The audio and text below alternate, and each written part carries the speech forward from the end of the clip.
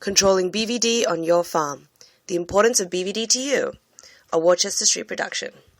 Read by Vanessa, drawn by Pathma, directed by Joyce, and filmed by Boon. Moo.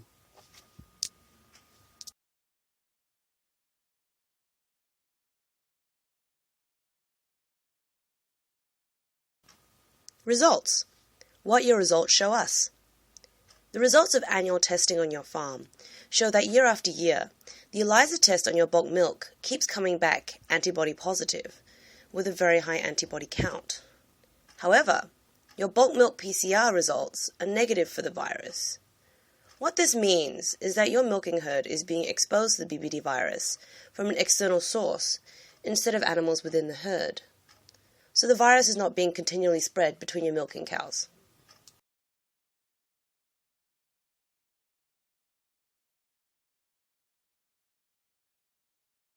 Interpretation. Our interpretation of this data is that something outside your herd is continually infecting your cows, causing them to produce antibodies against BVD, rather than them spreading it amongst each other. There are 4 likely possibilities as to where your BVD infection may be coming from. It can be from the bulls you use for mating, your calves, your dry cow mob, or contact with neighbouring cows which have BVD. It could also be a combination of several of these factors.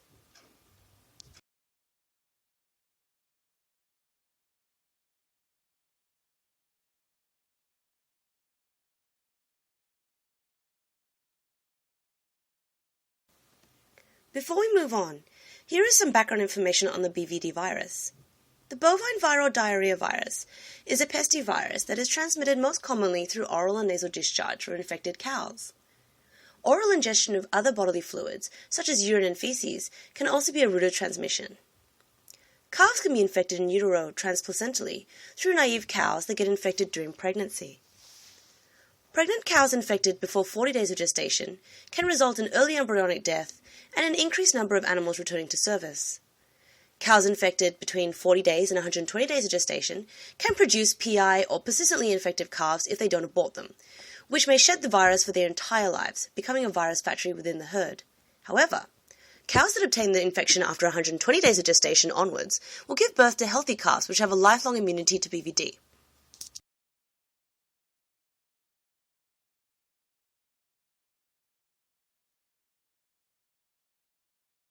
The effects BVD can have in your farm. With the prevalence of this virus in your herd, you will see negative impacts in all aspects of your farming system. This first starts with mating, where you will see an increased number of services before conception, resulting in an increased calving spread and a decreased time for cows to recover before planned start of mating next season. BVD infection can also cause immunosuppression in cows, making them more susceptible to other reproductive diseases. Infected bulls may also show temporary infertility.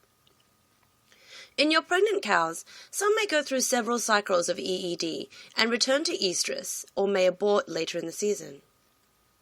If infected between 40 and 120 days of gestation, cows will give birth to PI calves that will continue to shed the virus in your herd for the rest of their lives.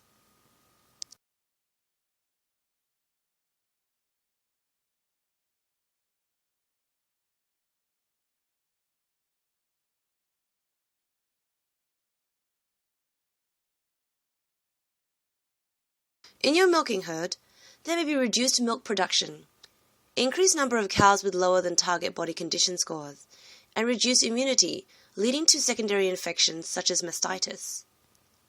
Because of the increased number of cows returning to service, your calving spread may have increased, and you may need to cull late calvers or induce them to correct your calving spread. As induction is now illegal, culling may be your only option. There will likely be an increased rate of empties as well. Infected calves and heifers will present with poor weight gain and ill thrift. This is due not only to BVD infection, but from secondary infection as a result of immunosuppression. As a result, you will see an increased number of illnesses and death within your young animals.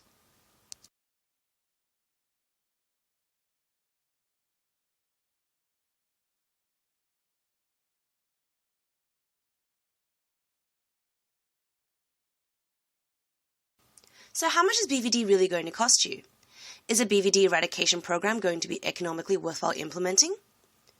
The BVD Steering Committee of New Zealand has calculated that in an average-sized dairy herd with 386 cows and a dairy payout of $6.50 per cow, the farm could be losing around $70,000 on an annual basis.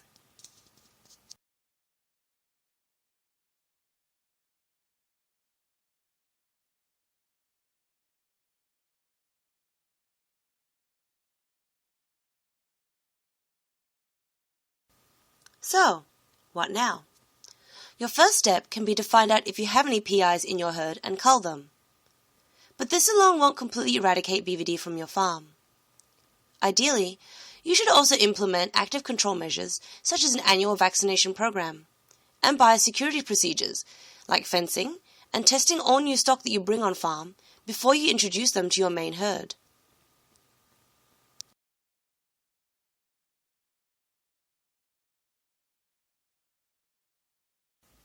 Testing and culling your cows.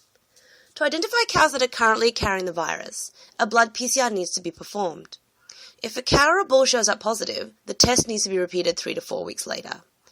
If the second test is negative, it means that the cow was only transiently infected and has now cleared the virus from its system. Whereas if the test is again positive, it is a PI cow and needs to be culled from the herd. It is particularly important to test your breeding bulls for this, as although a recovered TI animal can return to the breeding herd, it may have temporarily reduced fertility.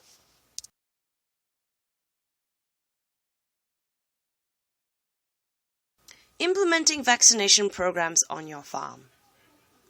All bulls to be used for mating should be given 2 vaccinations 3 to 4 weeks apart, and then every year after that be given a booster injection 2 weeks prior to mating season.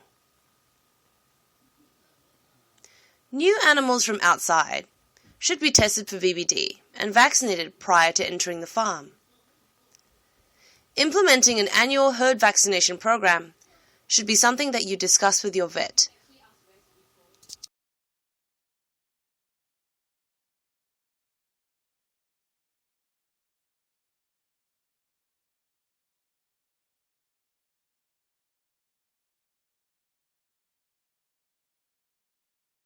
Management of BVD on your farm. Strict biosecurity protocols need to be observed on your farm.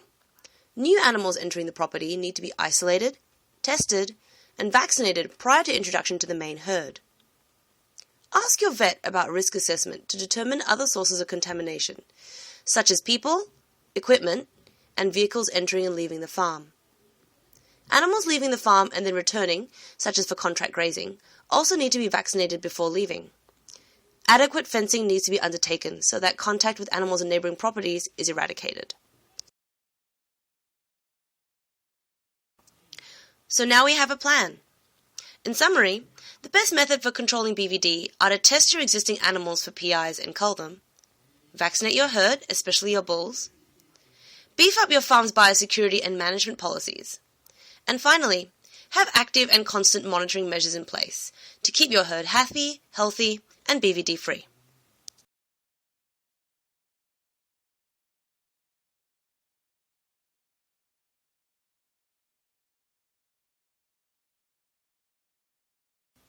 So after all that, should you even do it?